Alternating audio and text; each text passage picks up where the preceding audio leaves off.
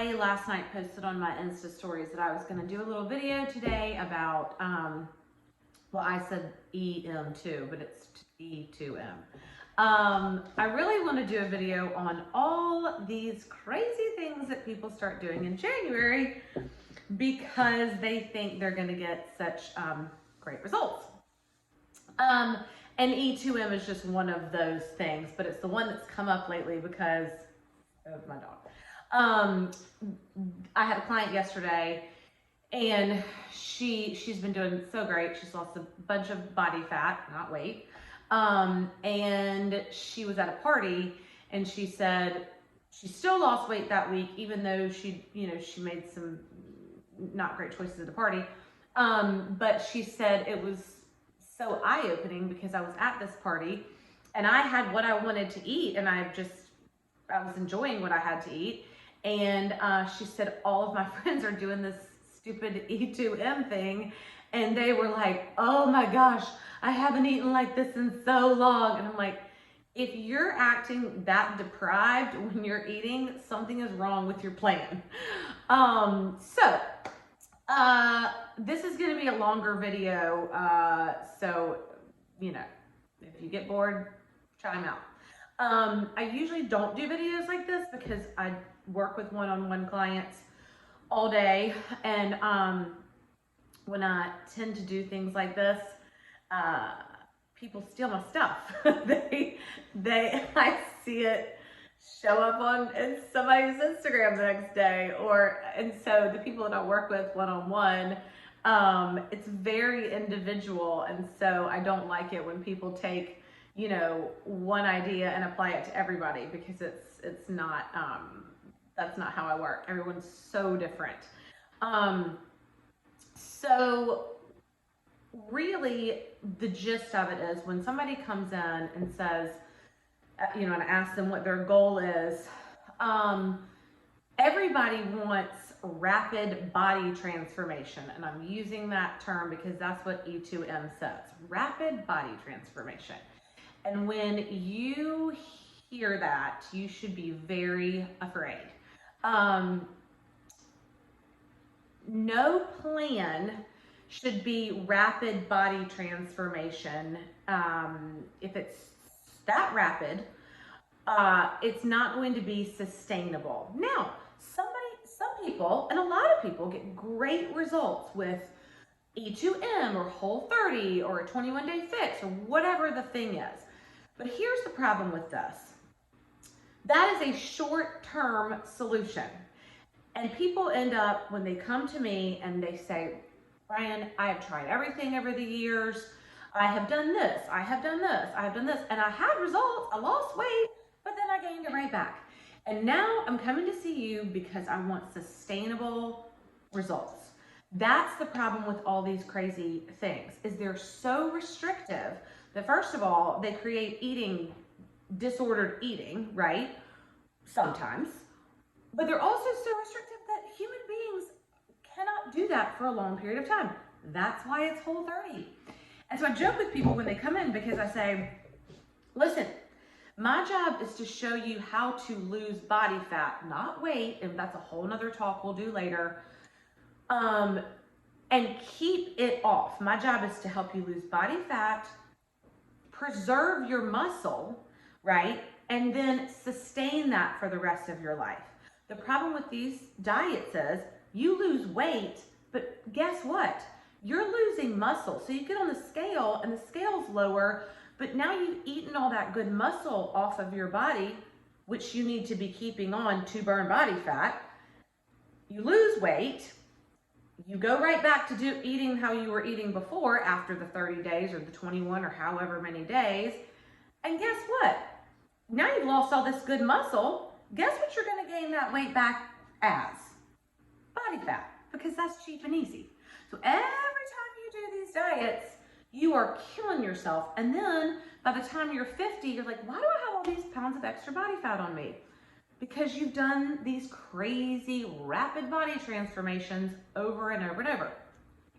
So I joke with people and I say, well, I mean, You could do Whole30 every 30 days for the rest of your life, but that sounds really miserable, and I would never do that. And they laugh and they're like, no, right, I would never do that. There's a guest speaker in the back. So the mindset of, oh, I'm gonna, here's what, these are the 20 foods that I can eat. If you're that restrictive, there's no way that you're gonna keep that up. And the problem is that when you finish that, no one is teaching you how to morph that into real life. Does that make sense? Like, if you go either right back to what you were eating, or you go really crazy and then, I mean, you eat even worse, or you have to stay in this super, super restrictive mindset your whole life. So none of those are healthy, and no one's teaching you how to sustain that. So the first 3 times you go out to dinner or Christmas or a party or whatever it is, you've blown all those results that you've achieved for the last however many days. So it's not the specific diet. I mean, E2M just happens to have that very restrictive food list. Now, I'm going to talk in both sides, because there are people with legitimate gut health problems, gluten sensitivity, lactose intolerant, and I work with those people. And of course we have to eliminate some things, because we need to figure out what's causing your inflammation, what is causing your dis-ease in your body. So there is a period of time where sometimes some people need to cut something out, but we always need to figure out how to add that back in. And then I think that's the problem, that after these diets, people don't know how to add those things back in. So instead of doing this, 8-week challenge or a 30-day whatever, the mindset should be, wait a minute, let me figure out what my body is supposed to be eating, not the 10 friends that just started this program that just talked me into it, but what is best for my body. And I'll do a talk on this later, but that's why we do metabolic testing first, because you have to know how many calories your body burns at rest. Mine is very different than someone else's. And then you put the exercise piece in it, but that's not even important. It's just the eating in the very beginning. You have to know, how many calories do I burn? Well, if you want to lose weight, you got to stay under that. If you want to maintain, you have to stay right at it. If you need to gain some weight, you've got to go over it. It's simple math.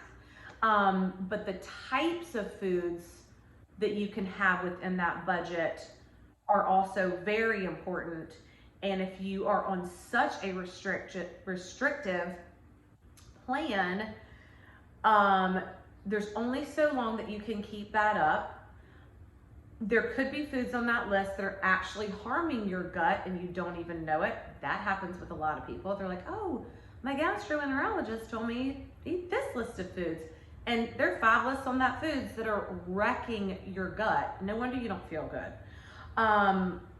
Or there are foods on that list that are affecting your blood sugar. I mean, we can tell on a metabolic test, this person has a legitimate blood sugar issue.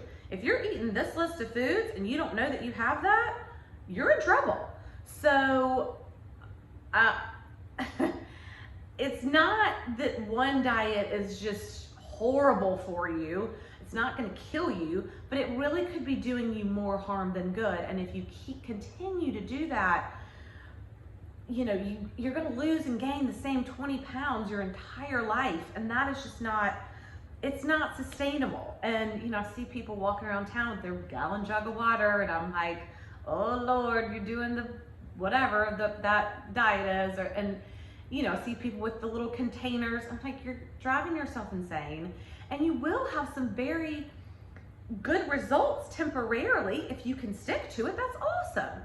But there's no way you can continue that. And if you can, then now you've painted yourself into a corner, and now you're so restrictive that you're in trouble in some other ways.